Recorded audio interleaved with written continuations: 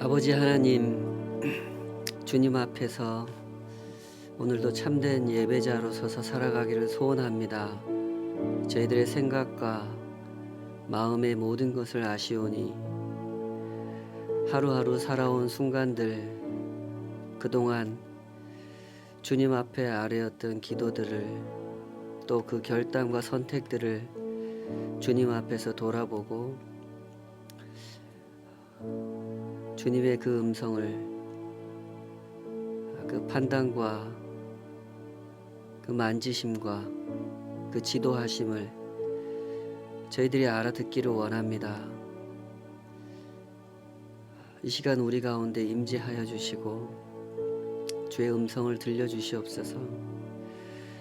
내가 생각하는 것과 주님의 생각이 얼마나 다른지 보여주시고 깨닫게 하시고, 그 모든 것을 겸손히 내려놓고 주님의 말씀을 가슴에 품고 손으로 발로 하나하나 따르고 순종할 수 있도록 우리의 심령을 격려하여 주시고 도전하여 주시고 이끌어 주시옵소서. 우리의 고백을 받아주시고 오직 그 고백 안에 주님의 은혜와 그 의지가, 그 선하신 뜻이 얼마나 변함없이 신실하게 우리를 여기까지 인도하셨는지, 또 앞으로 그렇게 인도하실 것인지, 그것을 붙들고 나아갈 수 있도록 주님 저희들을 붙잡아 주시고 도와주시옵소서. 온전히 주님 앞에 예배하는 이 시간 되기를 사모하오며 예수님의 이름으로 기도하옵나이다. 아멘.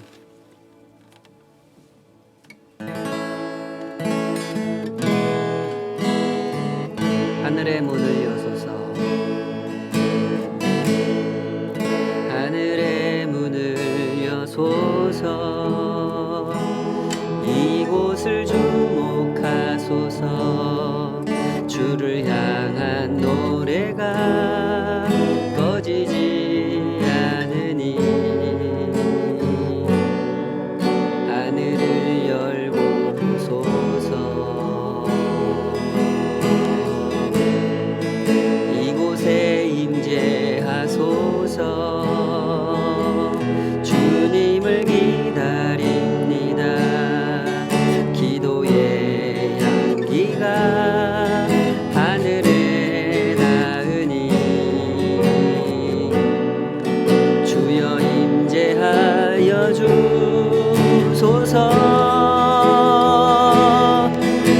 이곳에 오셔서 이곳에 만지소서.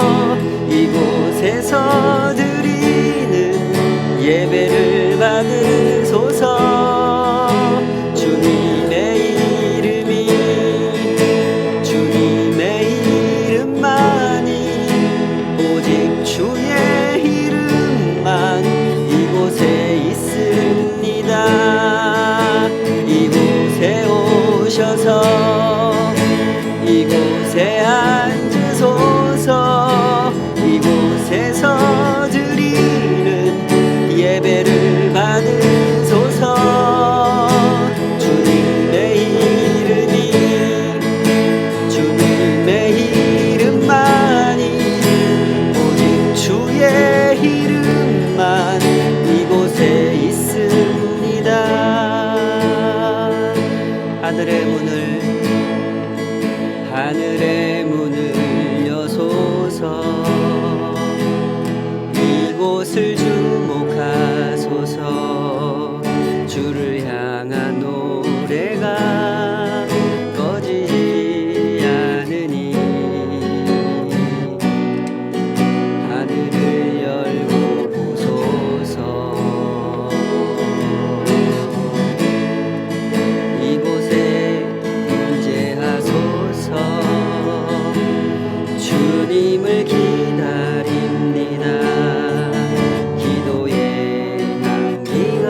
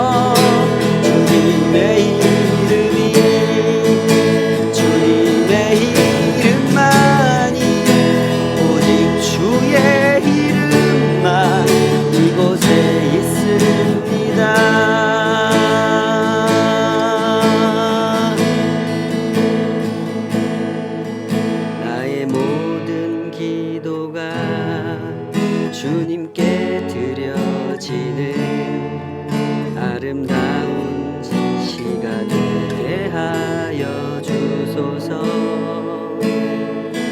나의 모든 찬양이 아름다운 노래가 되기를 원하나이다. 나의 모든 생각이 주님께 올라가는 향기로운 향이 되게 하여 주소서. 나의 모든 행실이 하나의 예배가 되기를 원하나이다. 당신의 크고도 놀라운 사랑을 의지하며 경배드리니 나의 고통과 나약함을 사랑으로 감싸주소서. 오 전능하신 주여, 나의 영혼을 깨끗하게 하시고 주여 당신의 영광을 위하여 날마다 찬양하게 하여 주소서. 나의 모든 기도가 주님께 드려지는 아름다운 시가 되게 하여 주소서. 나의 모든 찬양이 아름다운 노래가 되기를 원하나이다. 나의 모든 생각이 주님께 올라가는 향기로운 향이 되게 하여 주소서. 나의 모든 행실이 하나의 예배가 되기를 원하나이다. 당신의 크고도 놀라운 사랑을 의지하며 경배드리니 나의 고통과 나약함을 사랑으로 감싸주소서. 오 전능하신 주여, 나의 영혼을 깨끗하게 하시고 주여 당신의 영광을 위하여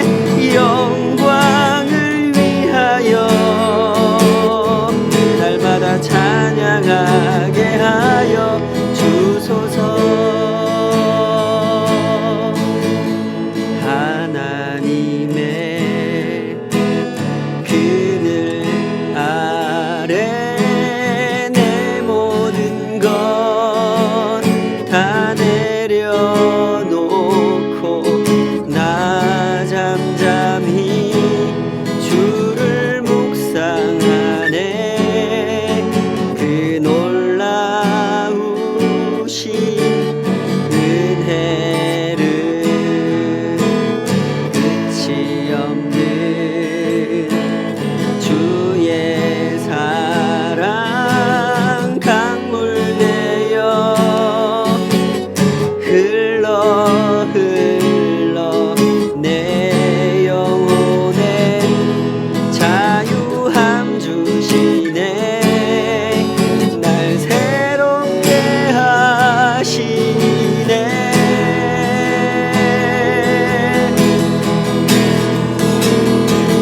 하나님 사랑 그 사랑 날 자유케 하네. 하나님 사랑 그 사랑 날 회복해 하네.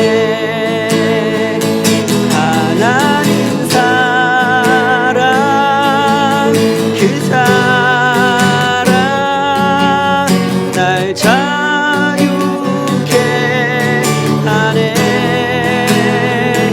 하나님 사랑 그 사랑 날 회복해 하네.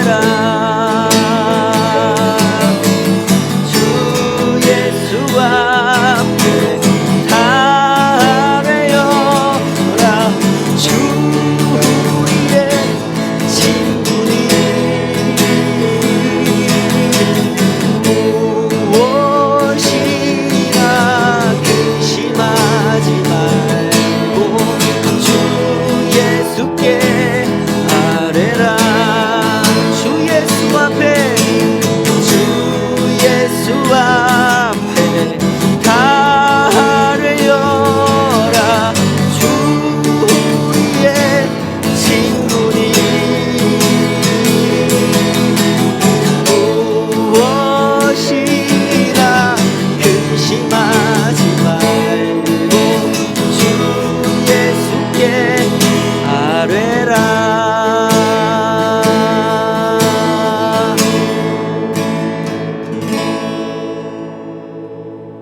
아멘.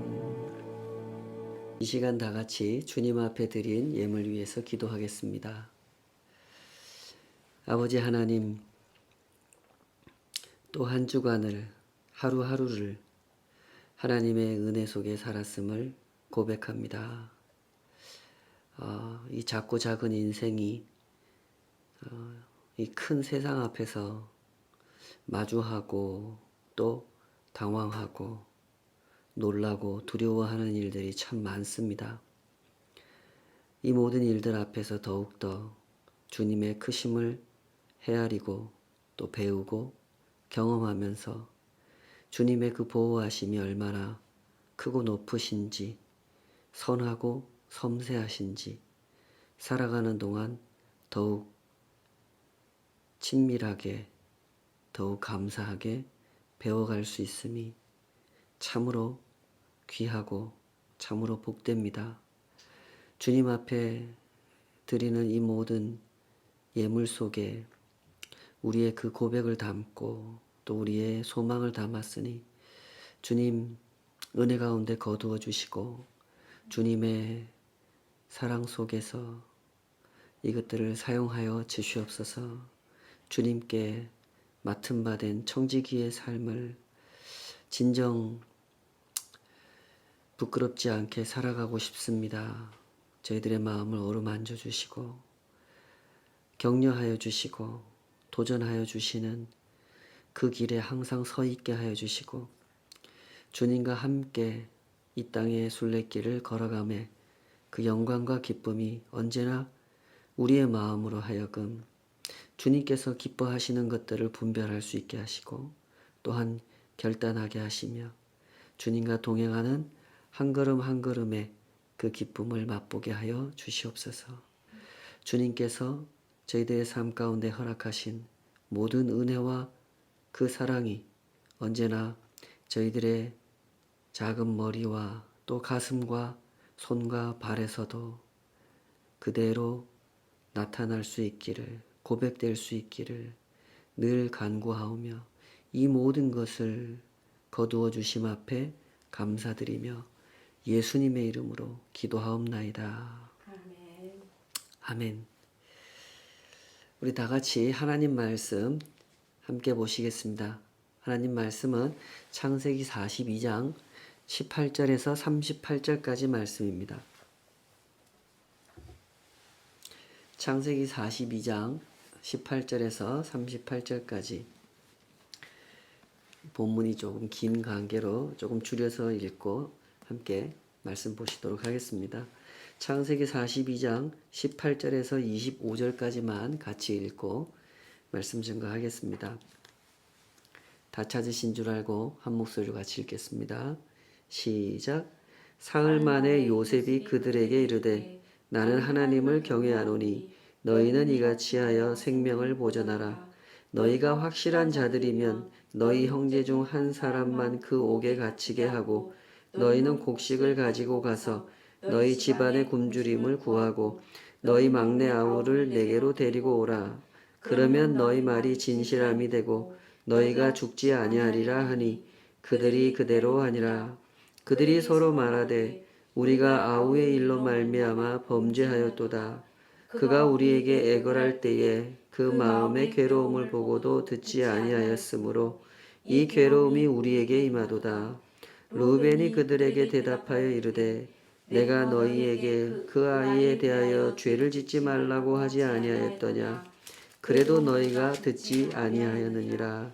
그러므로 그의 핏값을 치르게 되었도다 하니 그들 사이에 통역을 세웠으므로 그들은 요셉이 듣는 줄을 알지 못하였더라.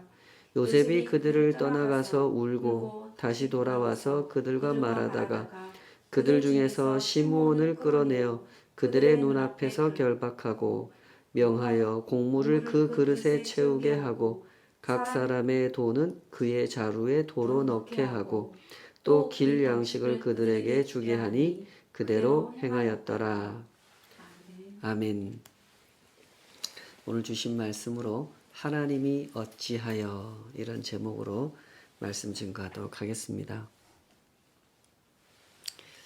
안데르센 동화 중에 벌거벗은 임금님 이야기를 잠시 한번 생각해 보려고 합니다. 어느 나라에 옷을 아주 좋아하는 임금님이 살고 있었죠. 이 임금님은 옷을 사는 일에만 돈을 쓰는, 다른 일에는 전혀 돈을 쓰지 않는 그런 임금님으로 유명했다고 합니다.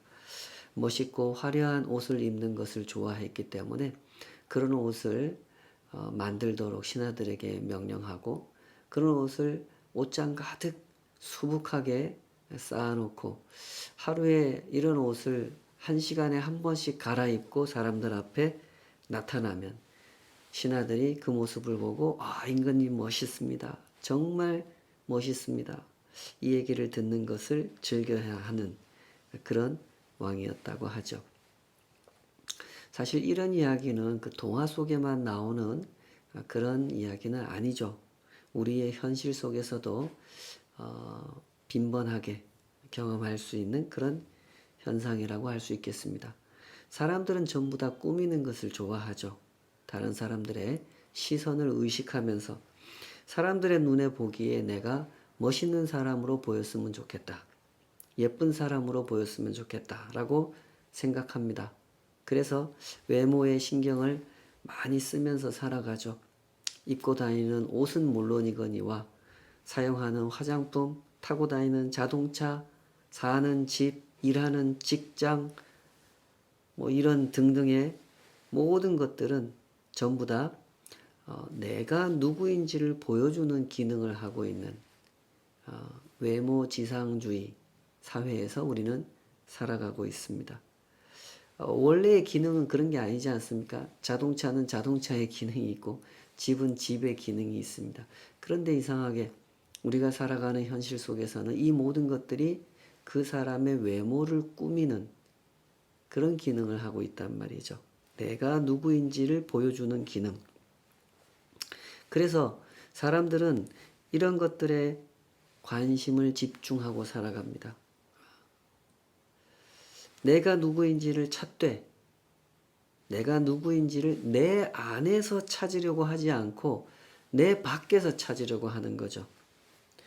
옷을 좋아하는 이 임금님 캐릭터는 바로 그런 사람들의 모습을 풍자하는 그런 캐릭터인 것입니다.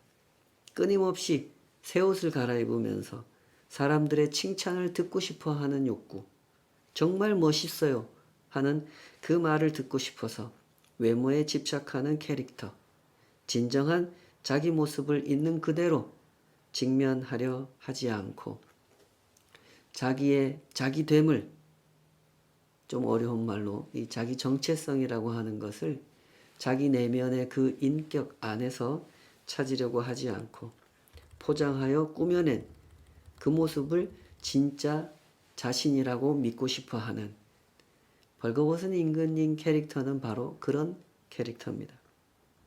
자, 이 임금님에게 어느 날 두 사람의 사기꾼이 찾아오죠. 물론 사기꾼들은 항상 사기꾼의 얼굴로 찾아오는 것은 아니죠. 이들은 찾아와서 임금님에게 아주 자랑스럽게 제안을 합니다. 저희는 세상에서 가장 멋있는 옷을 만드는 기술자들입니다. 저희는 임금님께서 좋은 옷을 보시는 안목이 뛰어나시다는 소문을 듣고 이렇게 찾아왔습니다. 저희에게 일을 맡겨보십시오. 정말 멋있는 옷, 만족스러운 옷을 입어보시게 될 겁니다. 단, 이 옷은 정말 특별한 옷감으로 만드는 옷이기 때문에 턱없이 바보 같은 사람이나 자기에게 어울리지 않는 자리에 앉아있는 사람에게는 보이지 않는 옷이랍니다. 그러나 걱정하지 마십시오. 임금님은 임금님의 자리에 너무나 잘 어울리는 분이니까 틀림없이 이 옷의 아름다움을 보실 수 있을 겁니다. 이 말을 듣고 임금님은 흥분하면서 정말 그런 옷이 있단 말이냐 하고 일을 맡기죠. 돈을 듬뿍 쥐어주면서 일을 시켰습니다. 그날부터 이 두 명의 사기꾼은 임금님이 마련해준 작업실에 배틀을 갖다 놓고 밤늦도록 옷감을 짜는 척 작업하는 신용을 합니다. 임금님이 이렇게 지나가면서 보니까 어떻습니까? 배틀만 있지 옷감이 안 보인단 말입니다. 근데 자기가 안 보인다는 거를 말할 수가 없어요. 왜요? 이 옷감은 특별한 옷감이기 때문에 턱없이 바보 같은 사람의 눈, 그리고 자기 자리에 어울리지 않는 자리에 앉아있는 사람, 그 사람 눈에는 안 보인다 그랬거든요. 그걸 인정하고 싶지 않으니까 임금님이 생각을 합니다. 임금님이 가장 신뢰할 수 있는 신하를 한 사람 파견을 하죠. 아주 정직하고 늙은 오랜 세월 동안 임금님 옆에서 보필을 하면서 거짓말이라고는 하지 않는 아주 자기에게 딱 어울리는 그 자리에서 그 역할을 충실하게 해온 늙은 신하를 보내죠. 당신이 가서 한번 저 사람들이 정말로 멋있는 옷을 만들고 있는지, 잘 만들고 있는지 한번 보고 내게 와서 보고해 주시오. 그렇게 보냅니다. 신하가 그 작업실에 가서 보니까 어떻습니까? 배틀만 열심히 움직이고 있지 옷감이 전혀 보이지 않죠. 근데 이 신하가 역시 임금님과 같은 생각을 합니다. 자기 눈에 아무것도 보이지 않는 것을 느끼면서 생각하죠. 내가 그 어리석은 사람이란 말인가? 내가 내 자리에 어울리지 않는 그런 자리에 앉아있는 사람이란 말인가?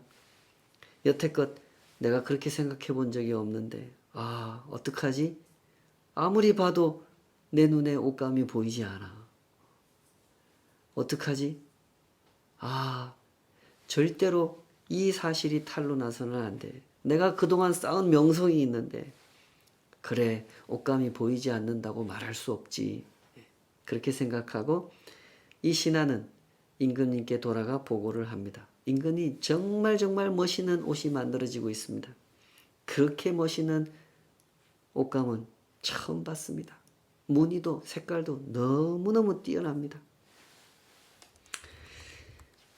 이리하여 임금님은 결국 그 눈에 보이지 않는 옷을 입고 거리 행진을 하시게 되지요. 그 모습을 본 사람들이 전부 다 놀랍니다. 임금님이 팬티만 입고 행차를 하니까. 그런데 이미 들은 말이 있으니까 이 사람들도 사실을 말하지 않습니다. 모두 다 이렇게 생각하죠. 나만 안 보이는구나. 다른 사람 눈에는 다 보이는 거야. 나는 어리석은 사람이라서, 나는 나한테 어울리지 않는 자리에 앉아있는 사람이라서 이게 안 보이는 거구나. 이거 들키면 안 돼. 라고 생각하면서 모두 다 거짓말로 임금님에게 찬사를 보냈죠. 임금님 정말로 잘 어울리십니다. 정말 멋있는 옷을 입으셨습니다. 그렇게 한참 기분 좋게 행차를 하고 있는데 한 어린아이가 웃으면서 소리를 지르죠. 와, 임금님이 벌거벗었다. 아무것도 안 입었어. 그 순간 사람들은 비로소 진실을 깨닫게 되죠. 다른 사람들도 다 나처럼 들키지 않으려고 거짓말을 하고 있었던 것이구나. 임금님은 사기꾼들에게 속은 거구나.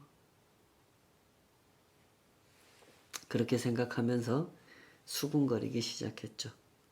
당연히 이 분위기를 임금님도 눈치챘습니다. 그러나 그때 임금님이 어떻게 반응했습니까? 끝까지 모르는 척을 했죠. 나는 지금 굉장히 멋있는 옷을 입고 행차하고 있는 것이라고. 그렇게 어설픈 연기를 하면서 행차를 마쳤던 거죠. 지금 진실을 인정해버리면 내 위신이 서지 않는다고 생각했기 때문에 그렇게 행차를 마쳤던 것입니다.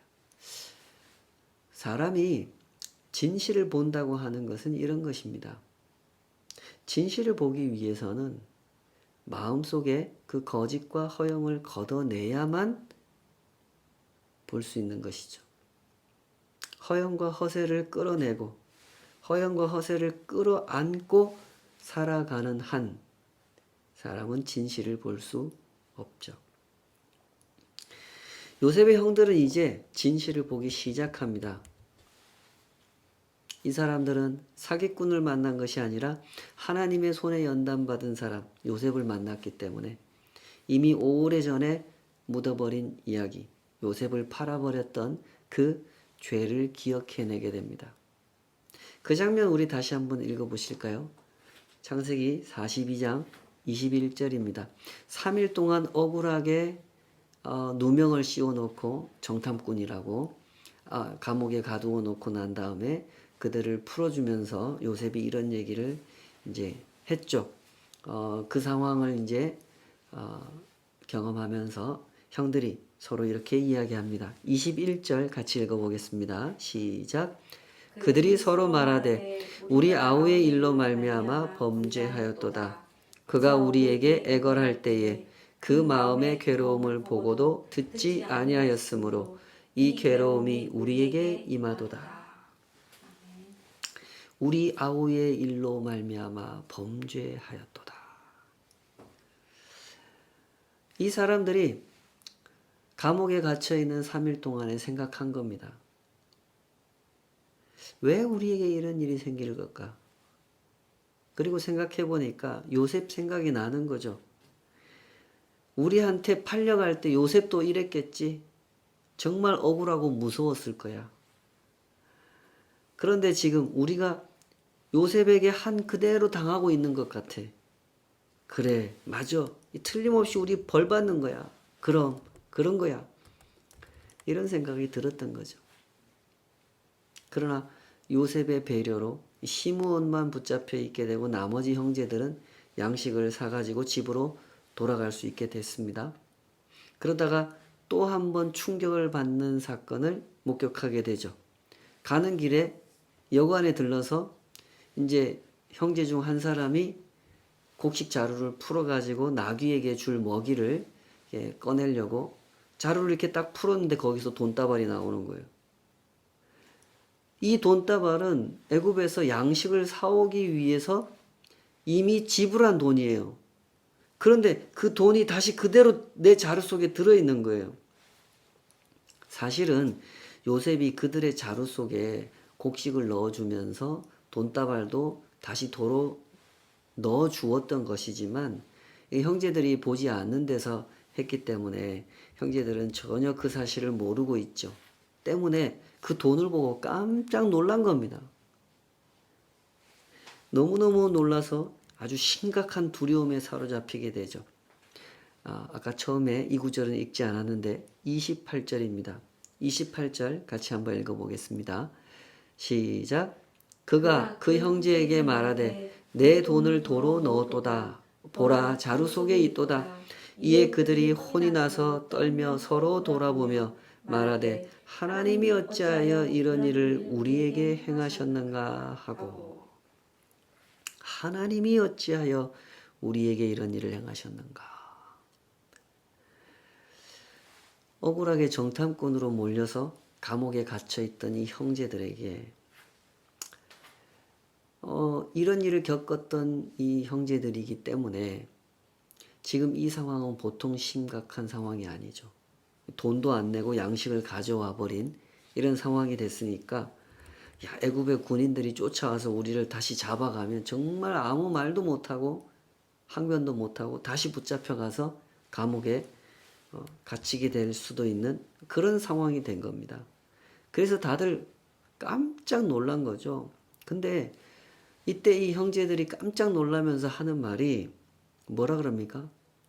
하나님이 어찌하여 우리에게 이런 일을 행하셨는가 이래요. 성경을 유심히 보면 처음으로 이 형제들의 입에서 하나님 이름이 나온 장면입니다. 여기가. 그렇게 많은 이 등장의 순간이 있었는데 형제들의 입에서 하나님 이름이 나온 적이 없었어요. 이 장면에서 처음 나와요. 억울한 감옥살이를 하면서 자신들의 죄를 기억하고 인정하기 시작했던 이 형제들이 이제는 하나님을 생각하기 시작한 것입니다. 마땅히 생각하면서 살아야 할 것들을 전혀 생각하지 못했고 전혀 인정하지 않았던 이 사람들이 조금씩 눈을 뜨게 되었고 진실 앞에 한 걸음 한 걸음 다가가고 있었던 것입니다. 그렇게 집에 도착해서 아버지 야곱에게 그동안 애굽에서 있었던 일에 대해서 쭉 설명했죠. 그리고 나서 이제는 모든 형제들이 각자의 곡식 자루를 다 열어보게 됩니다. 근데 이때 또 놀라게 되죠. 그 장면 읽어보십시다. 35절입니다. 35절 시작. 각기 자루를 쏟고 본즉 각 사람의 돈 뭉치가 그 자루 속에 있는지라 그들과 그들의 아버지가 돈 뭉치를 보고 다 두려워하더니. 오늘 성경이 이 독자들의 눈을 주목하게 하는 장면들은 바로 이런 장면들입니다. 요셉의 형들이 비로소 변화되기 시작했다는 겁니다. 요셉이 하는 일을 통해서 물론 형들은 요셉인 줄도 모르고 요셉이 무슨 일을 하고 있는지도 모릅니다. 그러나 그 일을 통해서 비로소 형들은 자기들의 죄를 기억하기 시작했고 두려워해야 할 것을 두려워하기 시작했으며 생각해야 할 분, 하나님을 생각하기 시작했다는 것입니다. 우리 한번 생각해 보십시다. 하나님의 사람이 하나님의 사람답게 변화된다고 하는 그 핵심이 무엇입니까? 죄를 인정할 줄 알고 하나님을 생각할 줄 알고 두려워해야 할 것을 마땅히 두려워할 줄 아는 것이죠. 그것이 핵심입니다. 사실 이 세상 모든 사람들의 문제는 바로 여기에 있죠. 사람들은 죄를 인정할 줄 모릅니다. 하나님을 생각할 줄도 모르고 두려워해야 할 일에 대해서 두려워할 줄도 모르죠. 어떤 두려움을 말하는 것입니까? 자신들이 범한 죄 앞에서 이 모든 것을 심판하시는 하나님 앞에서 마땅히 느껴야 하는 두려움을 말하는 것입니다. 사람들의 마음속에는 거짓된 허영심이 있습니다.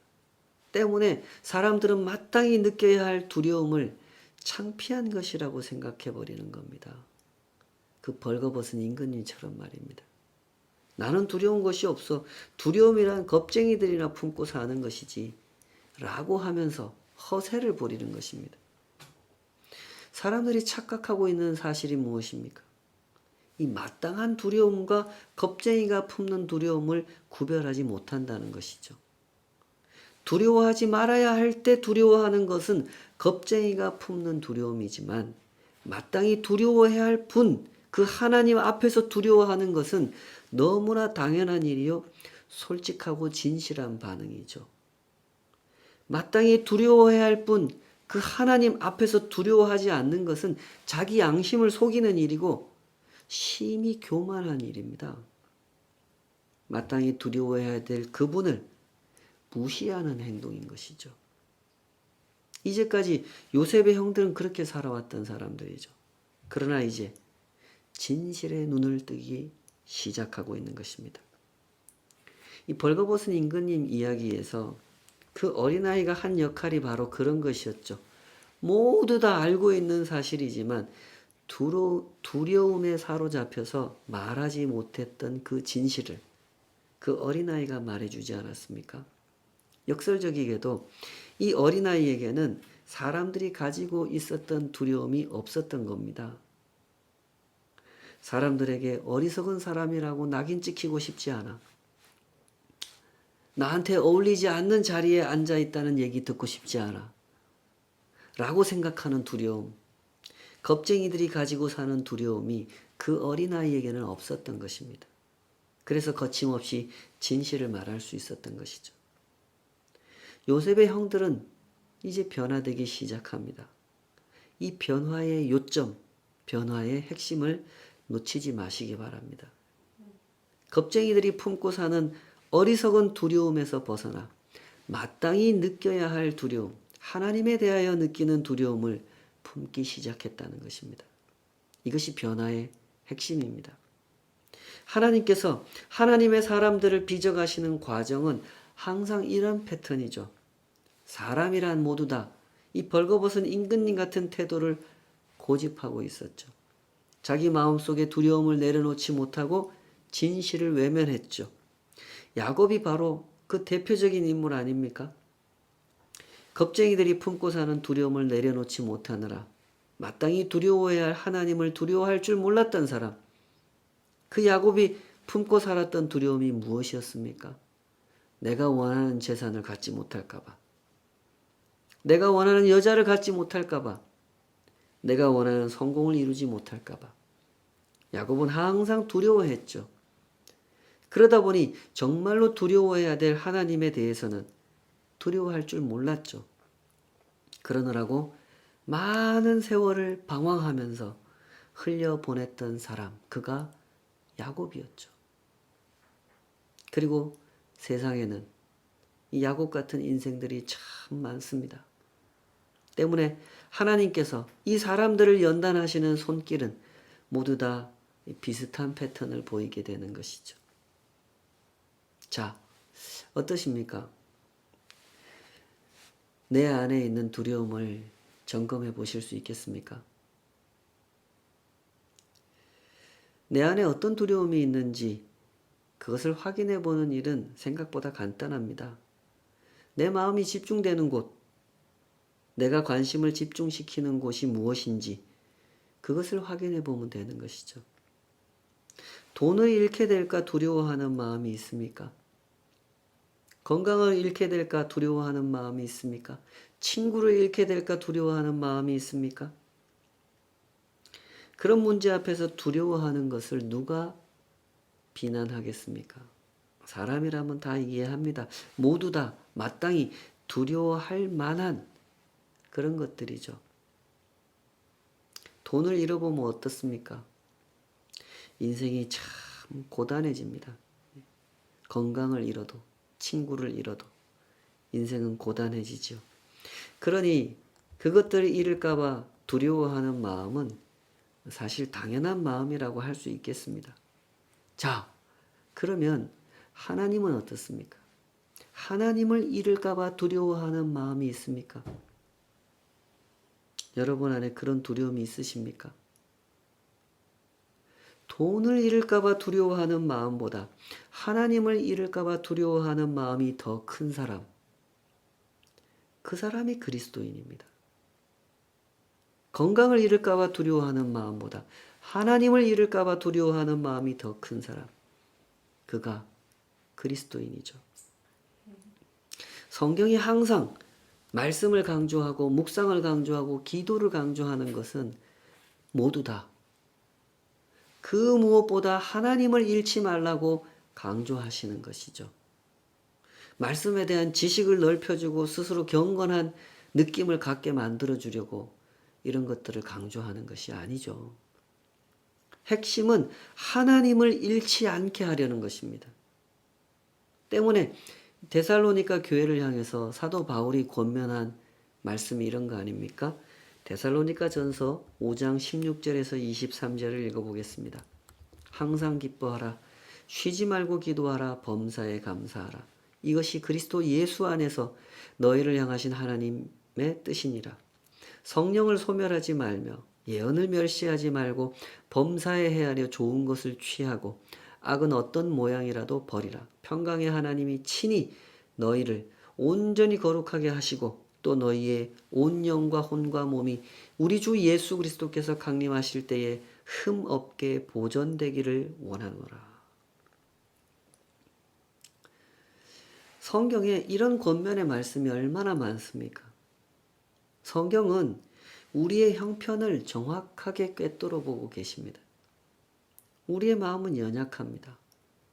하나님을 잃을까봐 두려워하기보다는 돈을 잃을까봐, 성공을 잃을까봐, 건강을 잃을까봐 두려워하는 마음이 더 클 때가 많다는 사실을 성경은 정확하게 읽고 계시죠.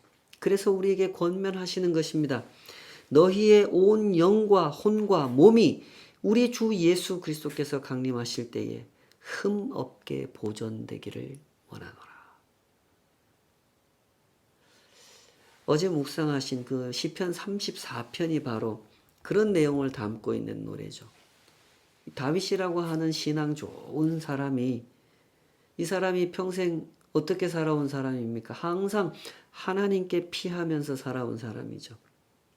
그러나 그랬던 그가 이 고난의 시간이 길어지는 현실 앞에서 겁쟁이들이 품는 두려움을 크게 품었습니다.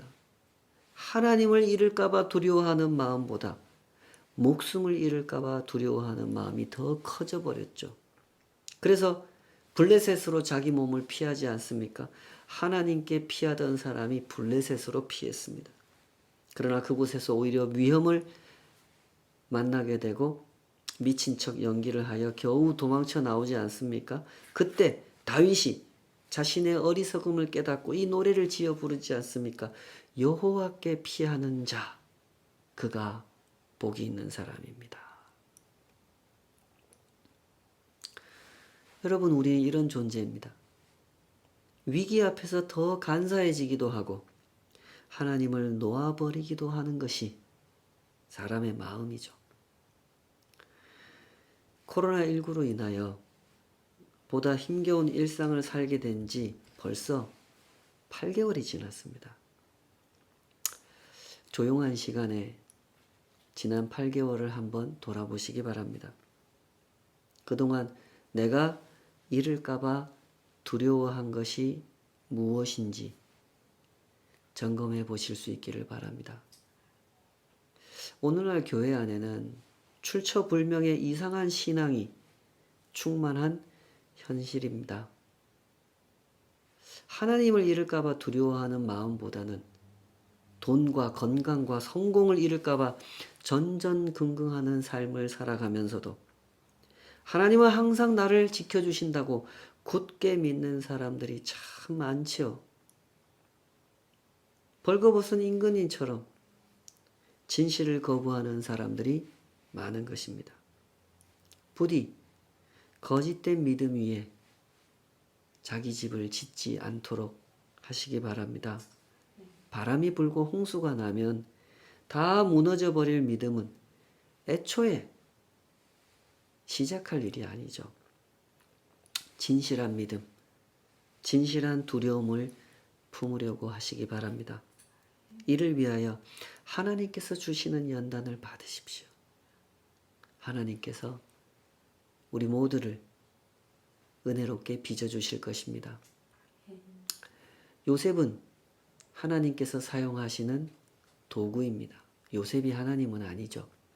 그러나 요셉은 하나님께 연단받은 세월에 그 은혜를 그의 온 몸으로 기억하고 있는 사람이기 때문에 사람을 어떻게 연단해야 하는지 이 순간 하나님을 대신하는 역할을 잘 감당하고 있습니다. 요셉이 인도하는 대로 형들은 연단을 받는 그 과정 속에서 비로소 눈을 뜨기 시작하죠. 진실을 보기 시작했습니다. 우리가 그동안 마땅히 두려워해야 할 하나님을 두려워하지 않고 엉뚱한 것들을 두려워하면서 살아왔구나. 때문에 그들은 그 깨달음의 순간에 이렇게 외쳤던 것입니다. 하나님이 어찌하여 우리에게 이렇게 행하셨는가. 성도 여러분, 우리가 이 땅의 순례길을 걸어가는 동안에 진정으로 사모할 일이 무엇이겠습니까? 이런 깨달음이 우리 안에 매일매일 있기를 축복합니다. 기도하십시다. 아버지 하나님, 저희들 마음속에 두려움이 있는 것을 아십니다. 우리는 사람들의 시선을 두려워합니다. 때로, 아니, 어쩌면 훨씬 더 많은 순간 하나님의 시선을 두려워하기보다는 사람의 시선을 두려워합니다. 저 사람 실패했다고, 저 사람 창피한 일을 당했다고. 그런 소리를 듣기 싫어서 마음속에 겁쟁이들이 품고 사는 두려움을 꽁꽁 싸매며 점점 키워가고 있는, 우리는 그런 하루하루를 살아가고 있는지 모르겠습니다. 아버지 하나님, 부디 우리의 눈을 열어주시고 하나님의 눈앞에서 살아가게 하여 주시옵소서. 내가 마땅히 두려워해야 할 분, 하나님을 두려워하게 하시고 마땅히 생각해야 할 분, 하나님을 생각하며 우리에게 주어진 일상의 순례길을 걸어갈 수 있도록 주여 우리를 붙잡아 주시옵소서.